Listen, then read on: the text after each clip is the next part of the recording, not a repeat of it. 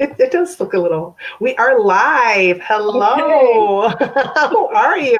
Welcome. I am Melinda. I am the hostess of Hope When There Was None. And this is our first episode in a series of many where I bring to you experts and also survivors, victims of abuse, all different kinds. Now, we're talking today about covert abuse. Now, Helena, and I have the beautiful Helena here, she is the sanity coach for covertly abused women, and also from confusion to clarity. Now, I will be honest with you, I had never heard of covert abuse until just recently. So I would love it. I'm sure there's many just like myself. But before we get started, real quick, StreamYard is something new that I am using right now to do my interviews.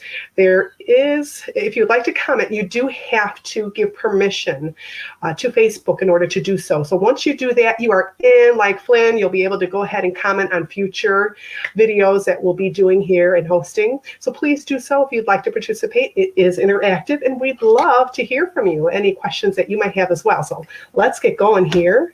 And so again, this is the first time I actually heard of covert abuse. So tell me, what is your story and how did you find out about the covert abuse?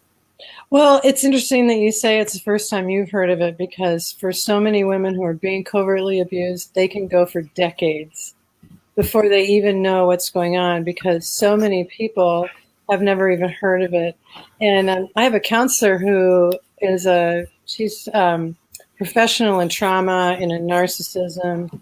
And she said that nobody's learning about it in the, in your master's for counseling degrees. It's just not talked about yet, but it's very real. It's very, very, very real. Yes, I've learned that since talking to you. Yes. Yeah. So did you want me to go right into my story? Yes, please. Please share your story. Okay, great. So,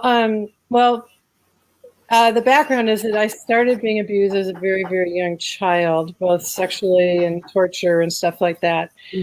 And so that left me very tormented and confused, and for kind of my whole life.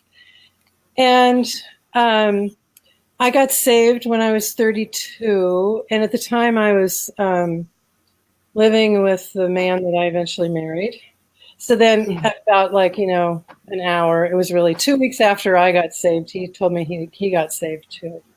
So then we separated for a while, and then we got married, and we tried to do everything right. And we were together for 26 years, but we were married for 19. And literally on the honeymoon, everything changed. He had been the perfect Christian man until the honeymoon. And then as soon as we had, sex as a married couple, it all changed. And so I spent 19 years trying to figure out what was going on, because there wasn't anything obvious or overt. He never hit me. He never yelled at me. He never did any really obvious stuff. And that's what makes covert abuse so hard to figure out. Because the abuser looks like this really fine, upstanding man. He's kind and everybody adores him. And you think he's a good guy. And so what he's doing, all of this secret psychological and emotional abuse, but you think it's you, that you're the crazy one, because you have nothing outside of you to identify as being a problem. So it's like psychological abuse at the deepest, deepest level. Now, a lot of covert abusers will have rage, have rage events and have some more obvious stuff, but the most sophisticated of them, or whatever word you want to use, the most sick of them, keep it completely under the radar so that they can blame you for everything that's wrong in the marriage. Oh my gosh. And as Christian women, we are always trying to look at ourselves, and we're always forgiving, and we're always searching, what have I done wrong, and am I the problem? And so the covert abuse plays into Christianity just like this. And I believe that covert abuse is rampant in the Christian world. I'm absolutely. May I ask you one question real quick? Yeah. Now, covert abuse. Now, it also happens to men. It's not just women. Or I work entirely with women. okay. Yes, there are women who are narcissists, Okay. who have personality and character disorders, who will use covert techniques for sure.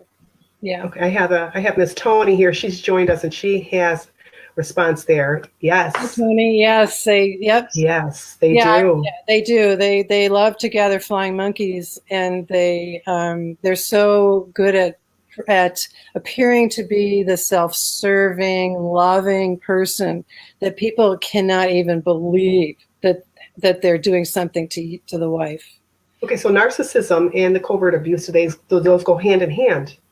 Well, there are lots of different kinds of narcissists. There's very overt narcissists, the grandiose narcissists that you kind of roll your eyes and go, boy, you really think you're all that, don't you?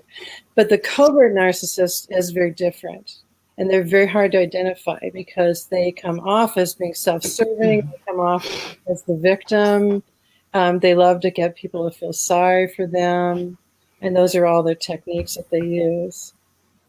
Yes. Yeah. Exactly. So, part of my story is that I was also in a Christian cult for 7 years. Oh my gosh. And that cult was actually run by an overt narcissist. But I had spent 10 years of my marriage in bed sick with chronic fatigue, which is one of the symptoms of being abused, is that your body completely fails you.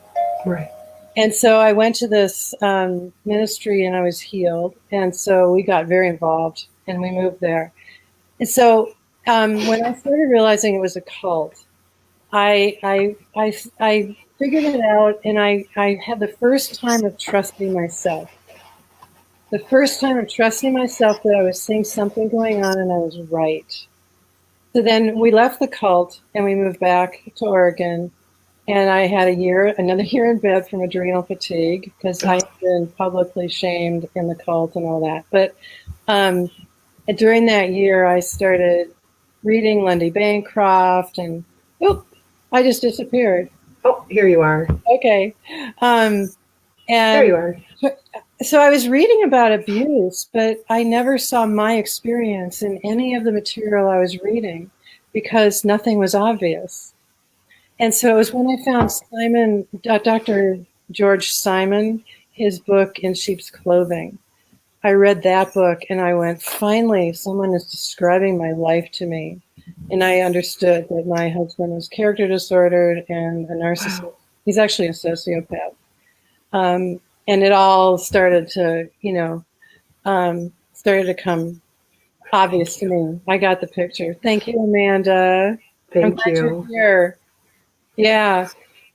So, even when we were reading Lundy Bancroft, when I was reading Lundy Bancroft, that's a great book. It is a good book, but it's hard if you're being covertly abused because you can say, this isn't exactly what I'm experiencing. Okay. And that was my problem with it. I mean, a lot of the information is great, but this is the kind of thing that my ex would do, and this is a really good sign of covert abuse. He would pick up the book and read it and say, you're right, I really have a problem with trying to control you, and I'm going to change. Let's read the book together. Wow. And we'll work on this marriage problem of ours together. So every time you get a clue that they're doing something, they agree with you. I mean, some of them don't, but the most malicious of them, they agree with you, and then they promise that they're going to change. And so as soon as you get a clue of what they're doing, they just change their tactic. They become nice and loving.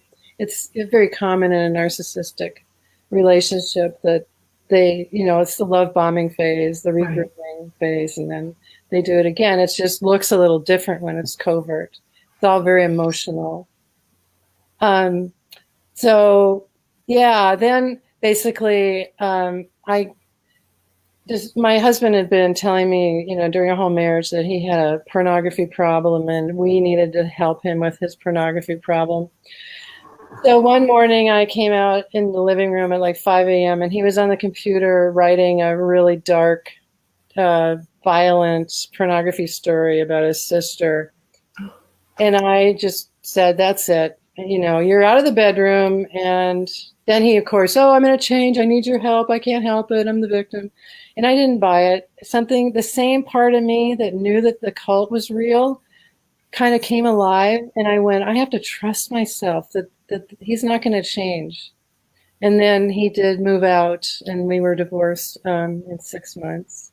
Wow. We can do divorces quickly here in Oregon, thankfully. That's nice. Yeah, it is really nice. None of that being separated for a year, and my son was 15, and he did not want to have contact with his father, so I did not have to go. I mean, my ex tried to get custody, but I was able to maintain custody and give up some financial security just because I wanted to protect my son, and I was able to do that. A lot of women can't. No, they can't. They can't, but I was able to.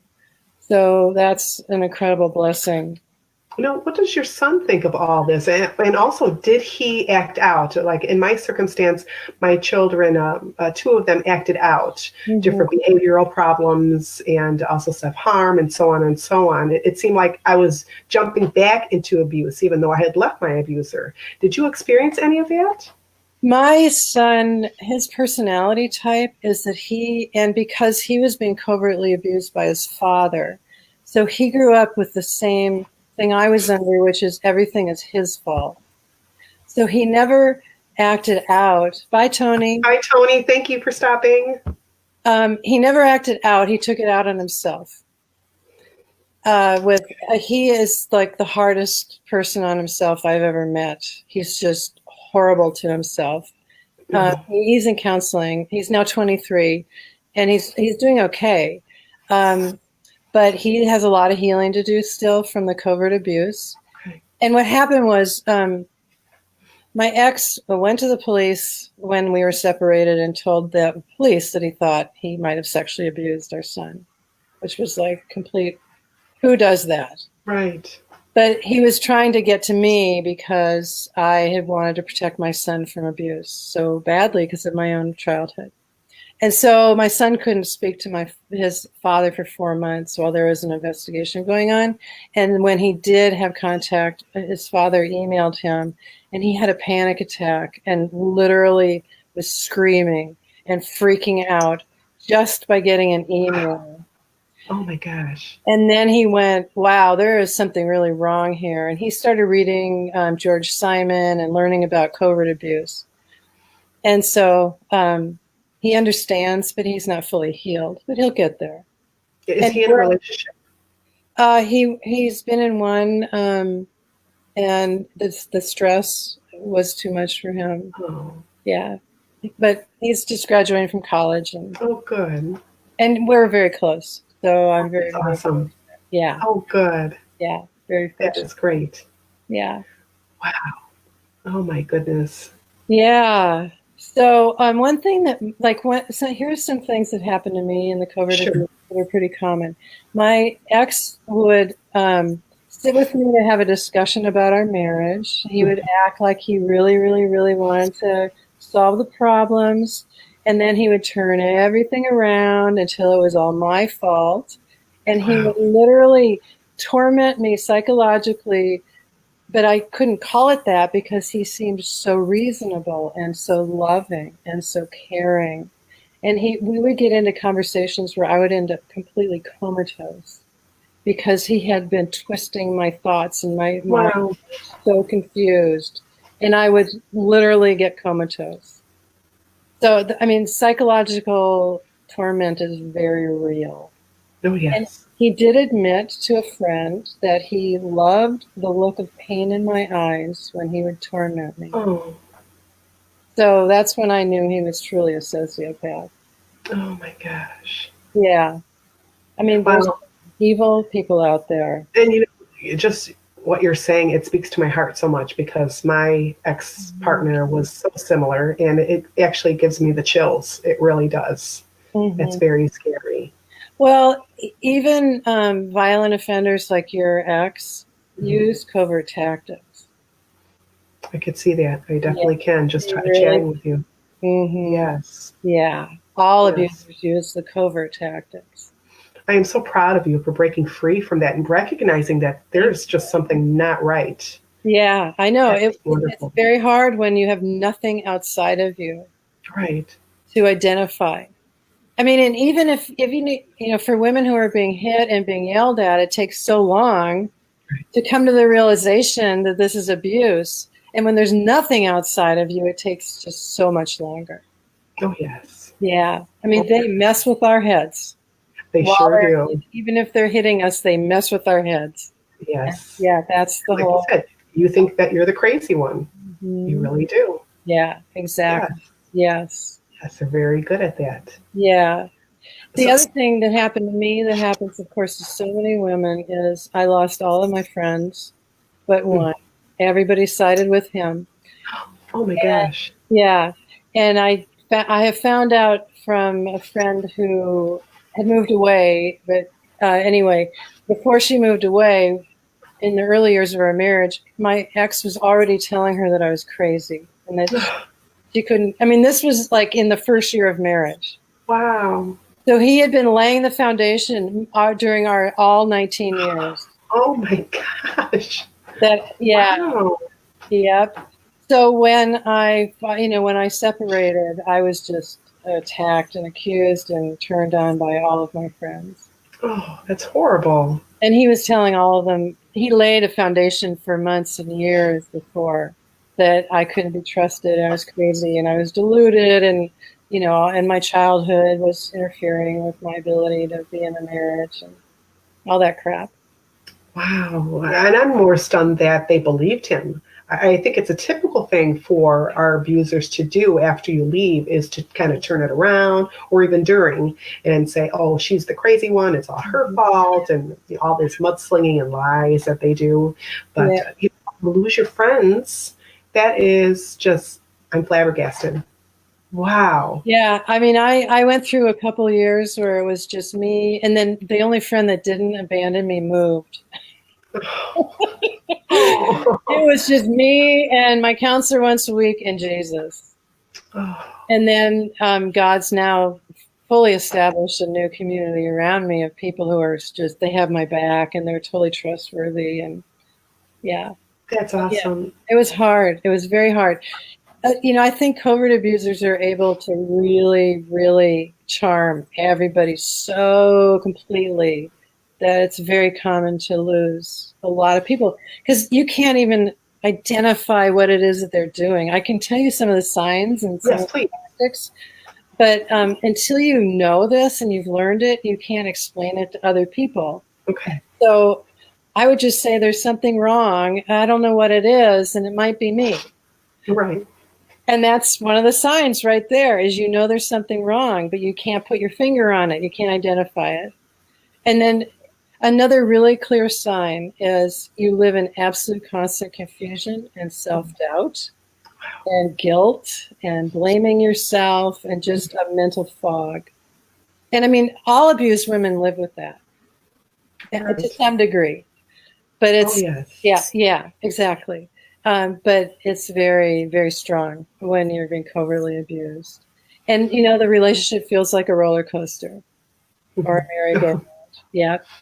And it's just every conversation, not every, but many conversations are crazy making, like conversations about things that matter, like parenting, money, or your marriage. They're crazy making. Just conversations that just go on rabbit trails and word twisting, and he blames you for things, and he twists what you say. It's the same psychological stuff that all abused women go through. Yes. Yeah. But with the covert abuse, you're sitting there going, but he's such a nice guy. He's so nice. So it couldn't possibly be abuse. It has to be me. And it's hell to live in that. And then there's a Dr. Jekyll, Mr. Hyde, because sometimes he seems nice. And then other times you kind of get, if I was going to trust my gut, I wouldn't think he was a nice person. Like for me, I lived, and my son can totally confirm this. We lived in a house with seething rage. it never ever appeared as anger, but it was seething rage. And so you're always walking on eggshells, which is, Oh, and that's the worst feeling. yeah, It really is. yeah, exactly. Yes. Yeah, we never knew when my ex would come home what mood he was in. So, Yeah, we'd all be shaking and just like, okay, is he going to be in a good mood or a bad mood? yeah, Yes. yeah. Oh, my goodness. And the moods are not as obvious with the covert abuser. It's Mhm. it's that subtle stuff that happens that you're like, what is wrong here? Why do I feel Right. this way? Yeah, I know. Right. Yeah. And also, it's really easy to make excuses, even more so than when you're being yelled at, which, of course, we make excuses when that's going on. Yes, we But do. even more so with the covert, because, I mean, he has Asperger. He has intimacy anorexia. I mean, he's whatever. He had a bad Yeah, day, he had a bad day. I know. He had a I rotten went through all of it. childhood. Yeah. Yeah, exactly. I Yeah. went through all of it. So I just wanted to touch on a few more tactics that women can look for. Okay. One is really losing your sense of reality and not knowing what's true anymore. And there's nothing worse than losing yourself. That is the worst. Yeah, we all experience it. Yeah. Yes. Yes. And then the gaslighting, being told constantly, well, you're the unstable one. You're the one with the problem. Your perceptions are wrong. Why would you think I was mad? I didn't even raise my voice. Yeah. Right? Yeah. Circular conversations that go nowhere, but you always end up feeling very much at fault. Oh, yeah. Yeah, the word twisting, all that kind of stuff. Right. And them playing the victim, in whatever way they do that. They're so good at that. Yeah, and guilt tripping you, all those kinds of things. Those are all covert stuff that happens in all abusive relationships. Yeah. Wow. Now, what would be a suggestion that you would do for a person that's just discovered that? I mean, besides get out. It takes a long time to get out because the process of trusting yourself and trusting your perceptions when it's covert, it takes a lot longer, I think, than for the non-covert because there's nothing outside to confirm it. So my reality would switch from he's an abuser, no, he's not. He's an abuser, no, he's not, for a year. I would go into my counselor every week and say, what if he isn't an abuser? And this was after the divorce. I believe you. Yeah, and then she'd talk me down and we'd review who he was and I'd walk out going, okay, now I've got my reality again. And the next week I'd go in and do the same thing. And she would just be like, what is going on? How can you not? But that's the depth of the reality doing that they do to us. Yeah. Yeah. Yes, because even like a couple days before I left, before I made the jump, I even questioned, it's like, okay, Lord, is this all my imagination? Maybe it's not as bad as I think it is. Mm-hmm. Maybe if I was better, maybe if I did what I was supposed to do, and maybe I am losing my mind. I play little scenarios in my head, and it's like, no. And that's the result of the psychological abuse that was going on along with the other abuse. It destroys our sense of self and our trust in ourselves. Oh, yes. And they do a good job. They do a really good job of that. Yes. Yeah. Did I answer your question? I can't remember if I fully answered it. You sure did. Okay. Good. Now, going back to you now, so how has your recovery from this been? Has it been really well? I mean, for myself, I would say I'm like 95% healed from my PTSD and a lot of all of the other kind of things that I had going on. I still have physical ailments related to, at the cellular level, related to the abuse. But going forward, how are you? Well, physically, I have several autoimmune disorders and I live with chronic leukemia. And, Thanks, Amanda. and so, all abuse affects our body. Some of us are more susceptible. I think that I had all that childhood abuse, so my body was always very vulnerable. I manage my illnesses very well now. But on an emotional and psychological level, I'm doing great. I'm completely healed, which I know it sounds like, seriously, you can't possibly mean that. But I actually really do mean that. I did years of EMDR therapy.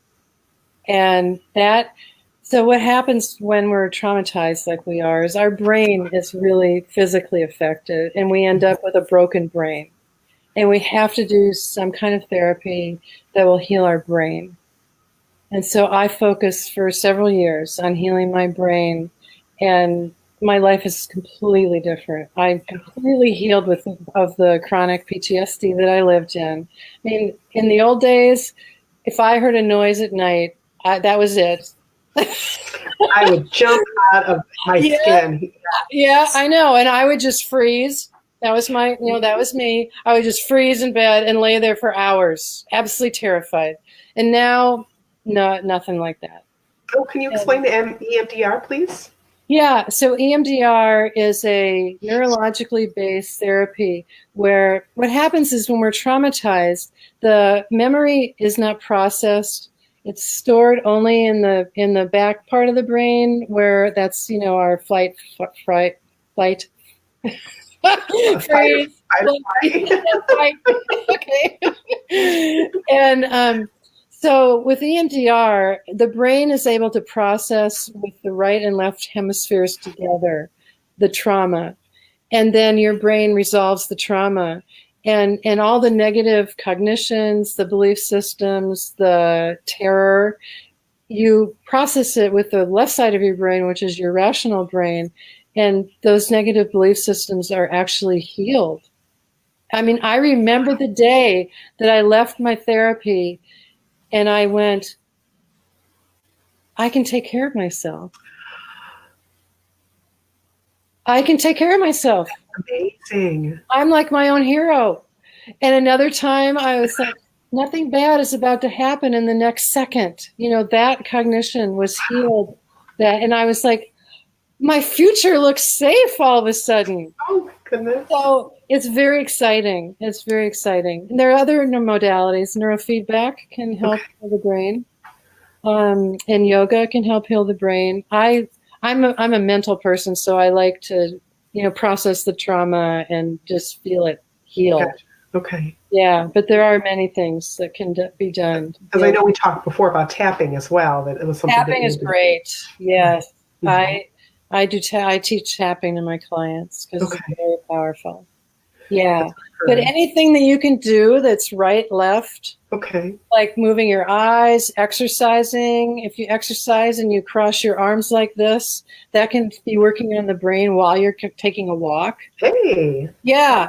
Okay. So any kind of cross-body stuff will start to integrate the right and left sides of the brain. I almost feel like a karate person now. Yeah, exactly. Yeah. Wax on, wax off. Yeah, you're right. That's it. You got it. You knew what they were doing. Exactly. They just didn't call it that. Yeah, exactly. Yeah. Wow. Wow, you brought a lot of information to me. Thank you, and our audience here as well. I appreciate that. Now, you do have a group as well, and it's specifically for those that are suffering from covert abuse, not like physical abuse. So it's specifically for covert abuse, and it's women of faith as well. And how is that group going? Now, do you offer videos? What do you offer with your group? The group is amazing. It started in November, and there's 300 women in it.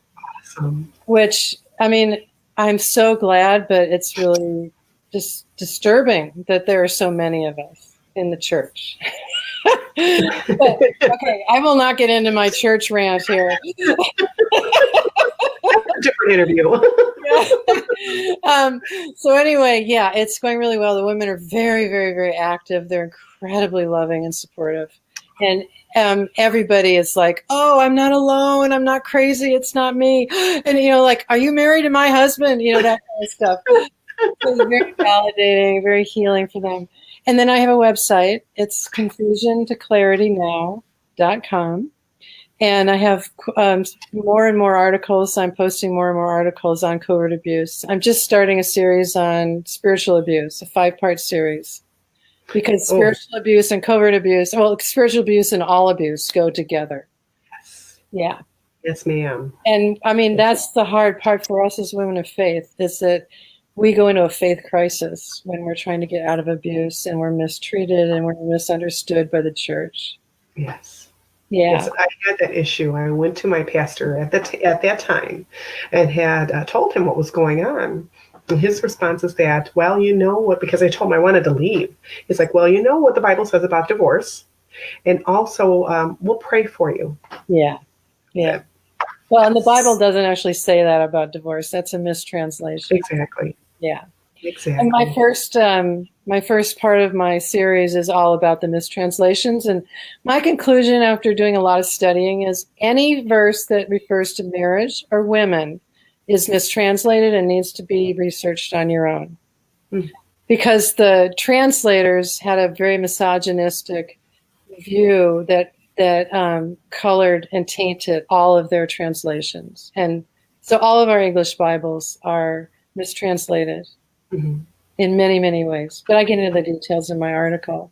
We have to be very, if the church treated abusers the way the Bible told them to, none of us would have a faith crisis because we would be supported.